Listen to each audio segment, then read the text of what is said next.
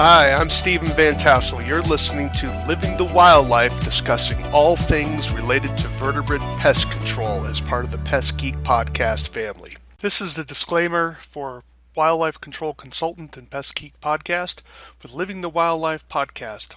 Always follow national, state, provincial, and local laws when using pesticides and or other control methods to manage pests.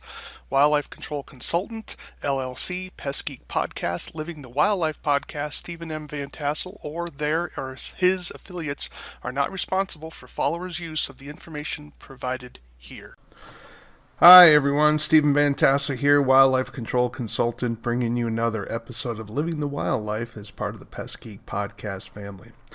Glad to have you on board. I hope you've had a great week. I've had quite a busy week. I had to do give a training event, and it was 24 hours of driving in 3 days. So it was a lot. Yeah. So I'm feeling it. Certainly, I'm feeling my age, but we're glad to have you here. We hope that you take a few moments, if you like the show, subscribe to the channel. If you're wondering what Living the Wildlife is all about, it's not about living a crazy life. No, it's about doing vertebrate pest control from a sophisticated academic, technical perspective. So we do all things related to vertebrate pest control from a high-end viewpoint, asking questions and delving into material that you won't ordinarily find on a general wildlife control podcast. So if you're interested in the more technical, geeky things, I am part of the Pest Geek podcast. I am my own show, but I'm just part of, think of it like the Pest Geek podcast is sort of a network, and my show is on the network. So I'm responsible for my own material, and I'm not responsible for other people's material. But I do hope you take a few moments, subscribe to the channel. If you have questions or comments, I'd love to hear from you. You can reach me at wildlifecontrolconsultant@gmail.com, wildlifecontrolconsultant@gmail.com. If you have a new product, a service, perhaps just something you want to come on the show and complain about or ask questions about, we'd love to have you. We'd love to consider talking to you about that. Definitely reach out to me again at wildlifecontrolconsultant@gmail.com. Did get a request recently, and I was like, sure, we'll be happy a person had a new product, would love to chat with them, but they just didn't want to follow directions for some reason. I told them to email me, and we would set up an appointment, and some reason just couldn't send the email. So again, this is a strange industry indeed. A lot of people who are in the wildlife control space just are very shy, it seems. They just don't want to come on because I don't charge, right? You don't have to pay to be on the show. We'd love to advertise new products and services, and I think it's important to get that information out. But anyways, it's just the way it is. Like I said, I've been in this industry for since the 1980s, and it is a weird industry. Personalities definitely are strange. So people probably think the same thing about me, but nevertheless, why don't we get started? So you can see my publication here, Being Kind to Animal Pests. Steve Meyer wrote the original edition, and I purchased the book and updated it to expand it and also provide more details, because contrary to popular belief, a lot of people think that cage and box traps are automatically humane. And that's one of the mythologies that the animal rights protest industry loves to foist upon the public. They're like, ban cruel traps when I was back in Massachusetts. And they really snookered a lot of ignorant urbanites, of course, which is what the animal rights protest industry loves to do. So anyways, my publication here, Being Kind to Animal Pests, where we talk about how to use cage and box traps responsibly, because they're just not automatically humane, right? So one of the things we want to try to do is help people to use these cage traps responsibly and to minimize pain and suffering on the part of the animal while still getting the job done. Right, and that's certainly very important. Unfortunately, a lot of people in the wildlife control field just don't think that deeply about it. Sometimes it's an overreaction to the animal rights protest industry, and I can certainly appreciate that, but just because someone else goes too far doesn't mean they don't have a point. And as much as I disagree, of course, with the animal rights protest industry, doesn't mean we can't hear some of the criticisms they offer, and sometimes even a broken clock is right twice a day. And so that's where we need to be sure we just don't arbitrarily flush our opponents under their attitudes away. I wish they would take us more seriously. Unfortunately, they don't. But again, that's why they're an industry, right? They're in the business of protesting, and that's how you raise more money, right? So that's kind of how that all works. Because as one person wisely pointed out to me, that a simple lie is easier to believe than a complex truth, and that is certainly the case. All right, well, enough politics here. Let's talk about some research that I did several years ago, actually a little bit more than several years ago. So let me kind of get that set up here. So let's get that started. There we go. Finally got that out. So this was the temperature and humidity variation between cage and plastic wall traps. Now, just so that you know, when we talk about cage and box traps, you won't hear me call them live traps, because it's a misnomer, because footholds are a live trap. And so you'll often hear these types of things where they'll say, oh, we want to use humane traps instead of, cage and box traps. And there is to a certain degree of truth to it, in the sense that as a general rule, there often is less injury to the animal. But the idea that it's just automatically humane is something that I would certainly strongly dispute. Of course, this is where the terms get a little squishy, right? But anyways, people like using live traps as if somehow all the other traps that we have available are kill traps, which is certainly not true. Footholds are not kill traps. They are restraining devices. And it's important. It's one of my hobby horses in my business, as I try to encourage the industry to use proper language. Unfortunately, there's a lot of old school attitudes in our industry, and they just hate learning new things, and there's just simply a certain level of stubbornness in it. And so if you suggest it and it wasn't their idea, they get pretty angry and sticks in the mud and that sort of thing. But unfortunately, when we start using terms like live traps, what we're doing is we are underscoring the philosophy and worldview of our intellectual and philosophical opponents. And that's something I just won't do, because the person who controls the language controls the debate. And but that's important. But anyways, people think these are, quote unquote humane and kind, and there's certainly an element of truth to that. But the problem here is something that Rob Erickson, now if you're not familiar with that name, Rob Erickson owns a company called On Target ADC, if memory serves, and he was an early pioneer within the wildlife control field. I'm kind of dating myself now. So he was I guess, responsible for really bringing some technical expertise into the industry, and really was someone who helped spawn the industry and really ratcheted it going. Another organization that probably had a role in that, I would argue, would be the franchise Critter Control. But in terms of really ratcheting up the industry, and I guess you'd have to say Rob Erickson would be one of the people you would have to mention. And so he's kind of a legend within this industry, and he was also responsible for really developing some baits and lures specifically for the vertebrate pest world, the wildlife damage control world, that sort of urban interface of wildlife control.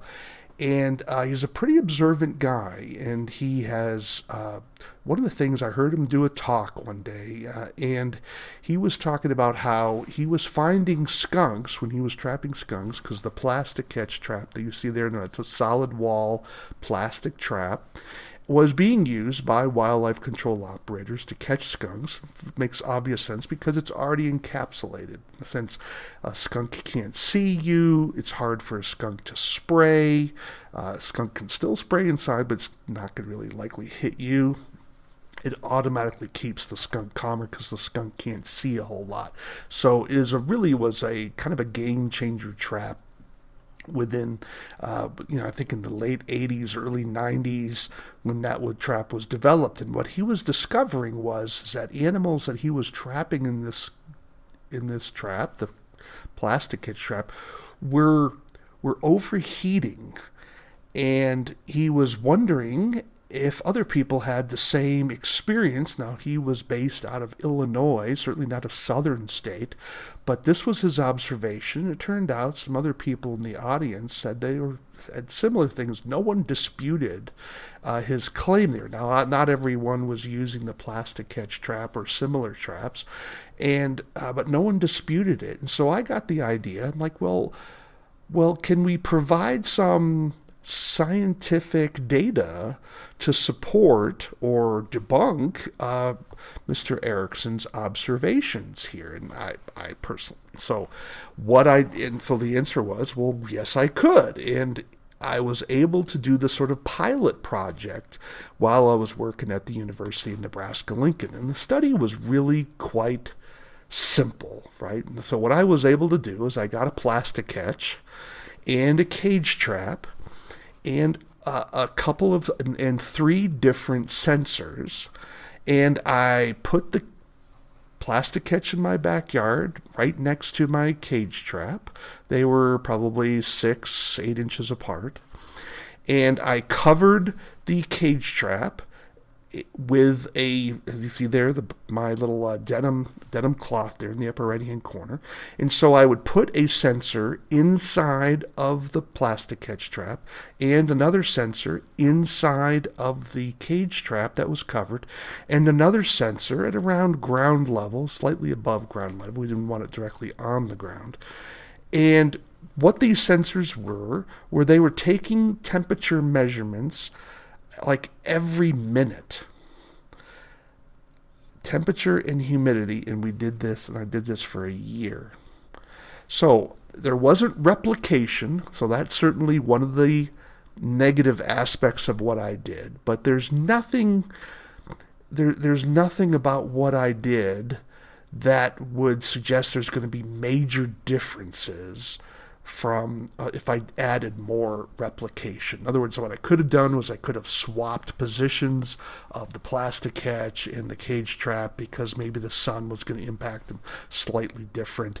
But I tried to put them in a place where the sun did have direct access to that portion of the ground, because most of my backyard, as you can see, was covered with oak trees. But that corner did get some direct sunlight, particularly in the afternoon of the day.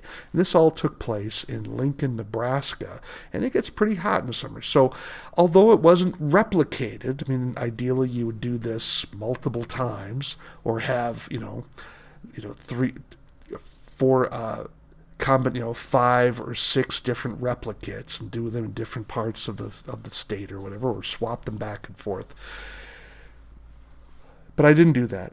Anyways, to make a long story short, here was the results.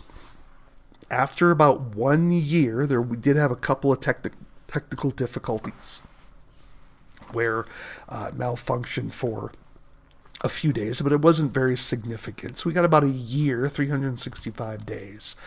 And then we calculated, it's a big Excel spreadsheet, calculated out what the average temperature was for the air. That's the sensor that was outside of the traps and inside the plastic catch and inside the cage trap. And you can see in terms of average centigrade temperature, they're within a degree or so of each other, maybe a degree and a half. Like, oh, Stephen, what's the big deal? Yeah, but take a look at the range of temperature that changed. Here we have an example for the plastic catch. So it went to -13. Again, these are all centigrade temperatures. It went to -13 degrees and as high as 56 degrees centigrade. That is very hot. Look at how much hotter it was from a cage trap that was covered.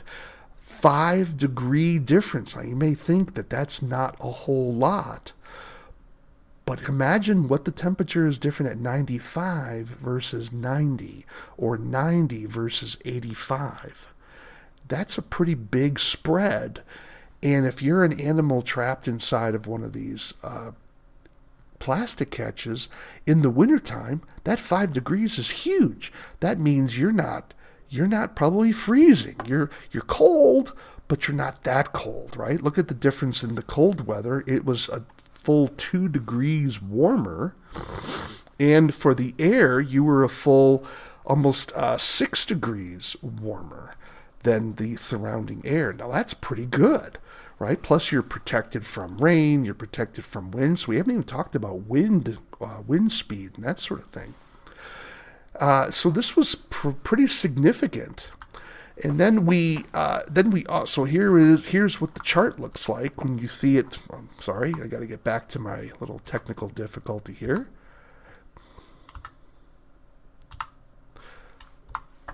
So there's the air temperature ranges, and you can see how the plastic catch was hotter, that's in light blue, and the cage trap is in dark blue, and the air is in green.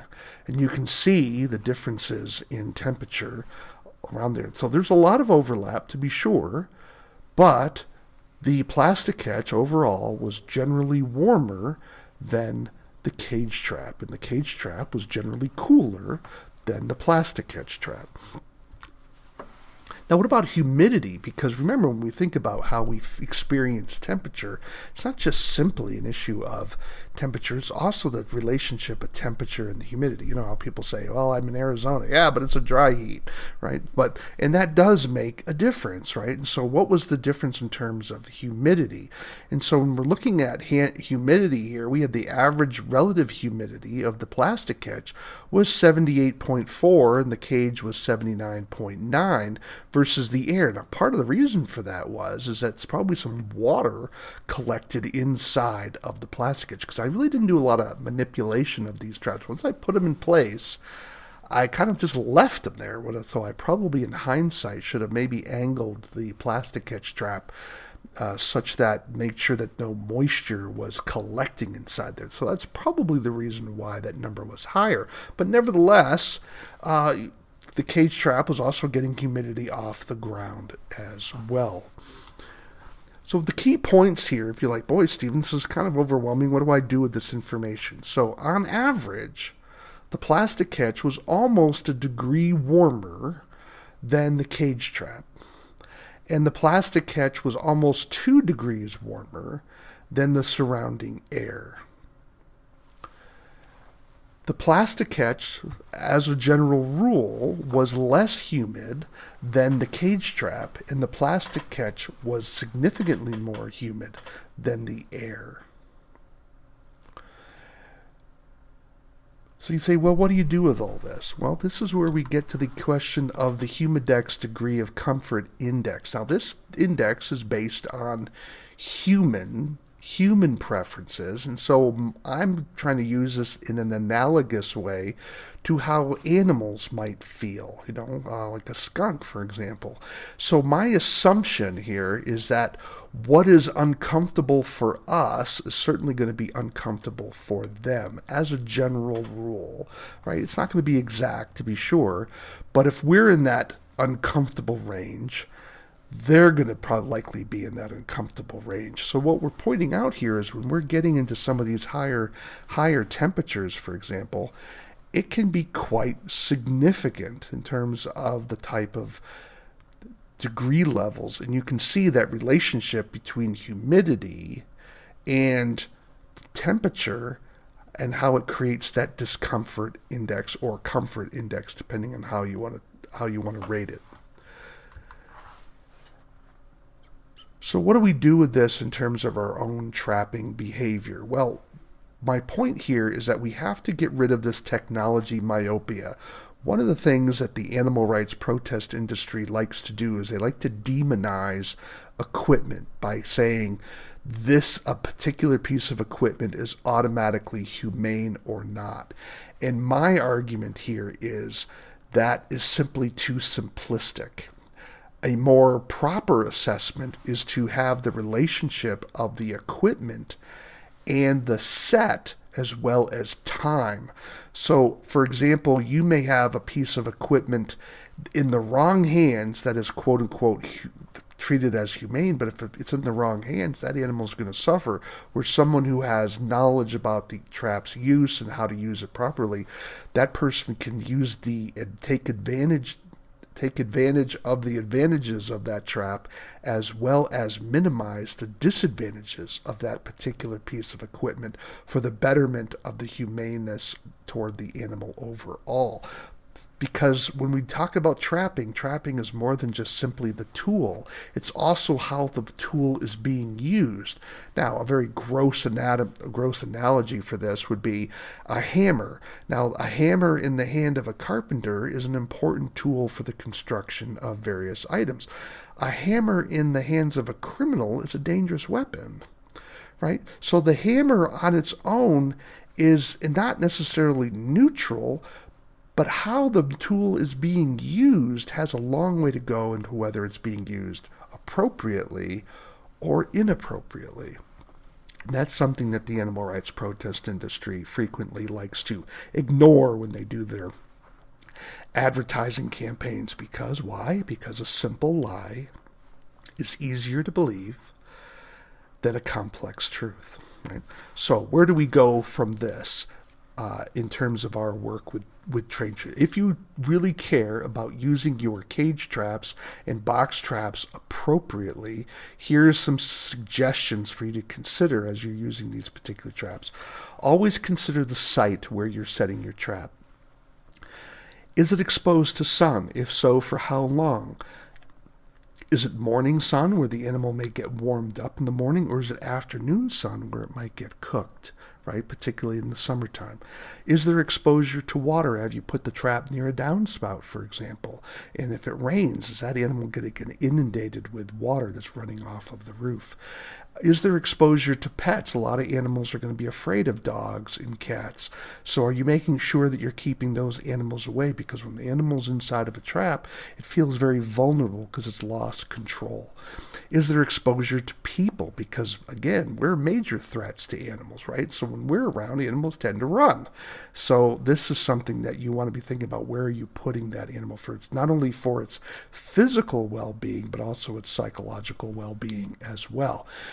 So my other suggestion is going to be, and it's not necessarily that I came up with this, right, but this is something that the industry has done, and that is whenever you're using a cage trap, always consider covering the trap at least 50%. Now, the reason for that is it allows the trapped animal a place to self-regulate. So if it's too sunny, it can move into the shade.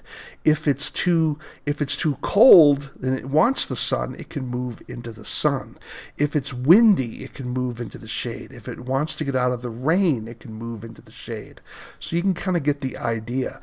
The other thing is you want to make sure you're using durable material. And so here's an example of where some people would use cardboard, and they would just wrap the trap with cardboard and put some wire around it. I used to use claws. But nevertheless, the idea being is that you're thinking about what happens when this animal is in the trap. Is it going to stay overnight? Many states have daily trap checks. And so by allowing that animal to have a place of shelter, it can survive, because sometimes animals will freeze to death in cage traps, but it also has a greater chance of surviving, and also with less pain and suffering, to be sure. Another alternative, of course, is to using trap monitors. Now you have the Arlo, you have Skyhawk, you have TrapSmart, and you have some other.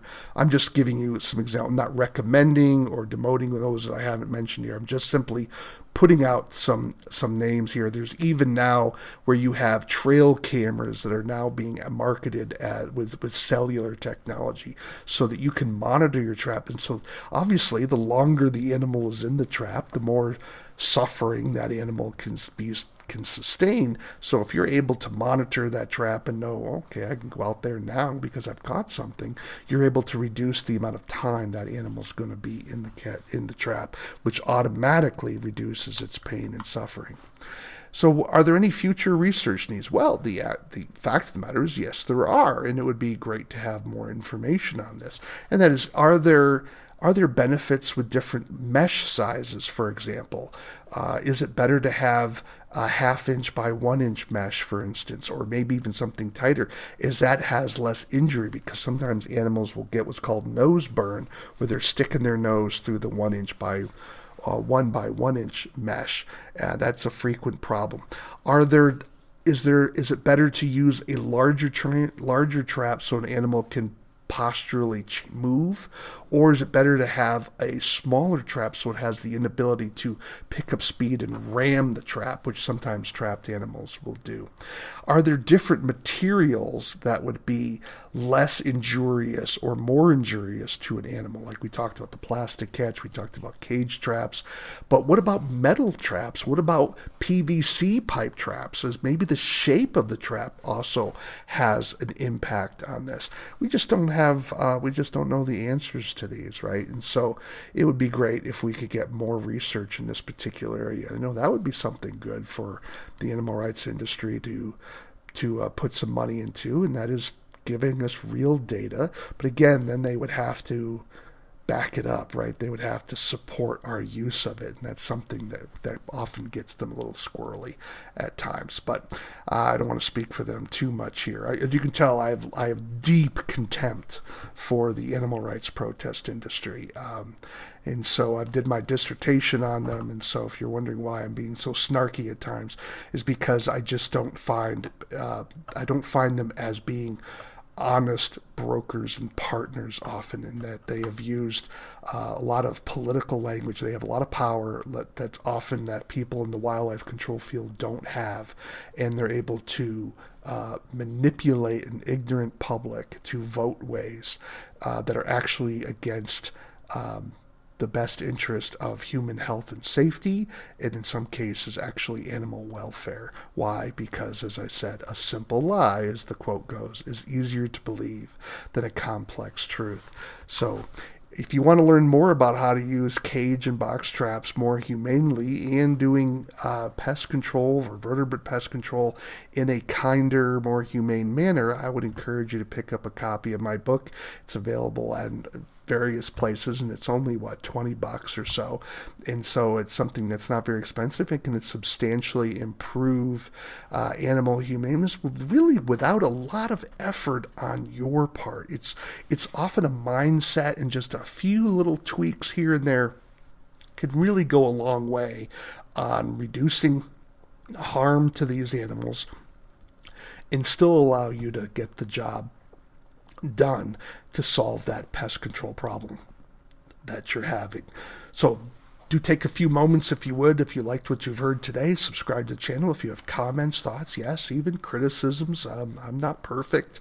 I make mistakes, and I would even welcome an opportunity if you're an animal rights protest industry activist. You're welcome to come on to my show if we can have a legitimate conversation. It may be a little contentious at times, but I'm happy to let you speak your piece here, and we can talk about how to move this industry forward in a productive, responsible way.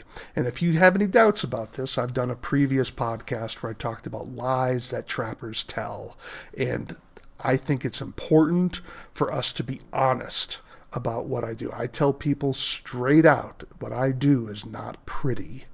I don't try to dress it all up, that everything is all bunnies and butterflies. It's not.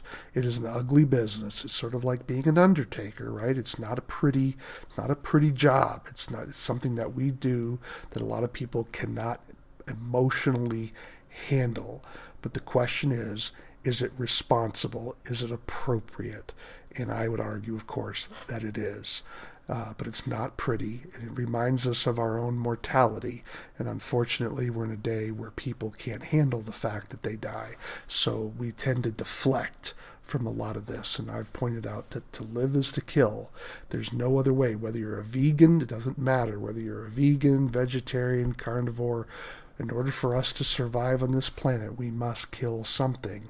And I believe that God has made the animal kingdom for our use, not our abuse, but our use. That includes eating them. That includes killing them. because of our interest, and that's just the way he's designed it. So you can read my dissertation if you care to do that. It's a Dominion over Wildlife, a environmental theology of human-wildlife relations. So it's from Wifton Stock, published in 2008. So you can certainly subscribe to the channel. If you don't like dealing with YouTube, you can certainly visit me over at Rumble and get my podcast there. It's under Wildlife Control Consultant. And so I'd love to hear from you. You can reach me at wildlifecontrolconsultant@gmail.com, wildlifecontrolconsultant@gmail.com. Thoughts for new shows, criticisms, comments, yes, and I'll even take praise too. That's always appreciated. And of course, if you have a topic for a show or you want to be on the show, definitely reach out. We'd love to hear from you. We can chat and see if something can be worked out. So you've been listening to Living the Wildlife. Why? Why do we call it Living the Wildlife? Well, because we want you to live the wildlife, not be the wildlife. Take care, everybody.